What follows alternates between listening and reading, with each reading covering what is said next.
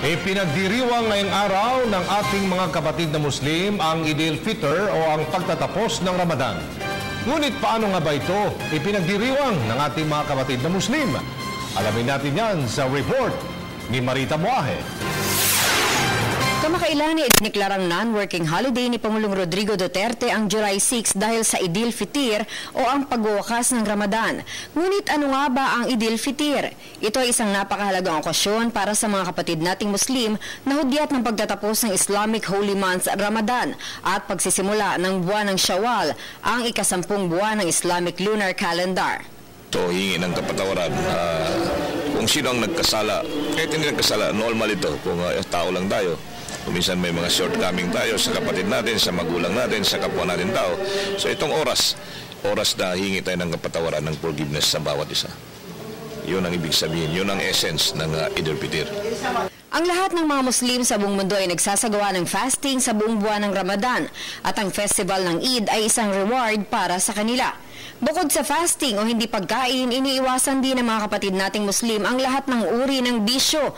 Kasama na rito ang pagsisinungaling, pandaraya at iba pang uri ng kasalanan sa buwan ng Ramadan. Ang selebrasyon ng Eid ay tanda rin ng anibersaryo ng revelasyon ng Quran. Sinimula na okasyong ito ng Islamic prophet na si Muhammad bilang pagdiriwang at pagpapasalamat kay Allah. Sa Pilipinas, unang idineklarang national holiday ang Eid al-Fitr noong taong 2002. Tayo rin ang kauna-unahang Kristiyanong bansa na gumawa nito upang mapalaganap ang kapayapaan at pagkakaisa sa pagitan ng iba't ibang relihiyon sa Pilipinas. Samantala, ang araw ng pagdiriwang ng Eid al-Fitr ay depende sa lunar calendar at sa Hijra. Ang National Commission on Muslim Filipinos o NCMF ang nagsasabi sa Office of the President kung anong araw sa Gregorian calendar ito bumabagsak. Bawal ang hindi kumain sa araw ng Eid al-Fitr dahil nga sa araw ito ng pagdiriwang. Nagsasagawa rin ang mga Muslim Filipinos ng ritual washing bago magpunta sa kanilang community gathering na kadalasang ginagawa sa isang mosque, kasabay ng pag-aalay ng espesyal na panalangin kay Allah.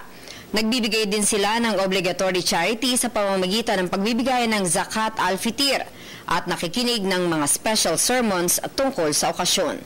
Mensahe ng mga kapatid nating Muslim? Sa mga kapatid naming Christian, lahat tayo, isa lang naman tayo Kung halimbawa na sa Muslim state ka, kung anong protection binibigay ng Islam sa Muslim Ummah, the same, ganun din ang binibigay ng mga Muslim sa Christian nating kapatid.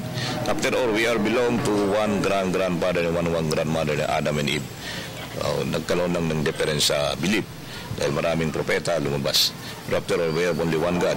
So ang panawagan natin, magkaisa tayo lahat, magsuportahan tayo, alisin natin ang discrimination sa bawat isa, yung pagmamahalan ang ilagay natin sa puso natin. Para sa Telebisyon ng Bayan, ako si Marita Muahe.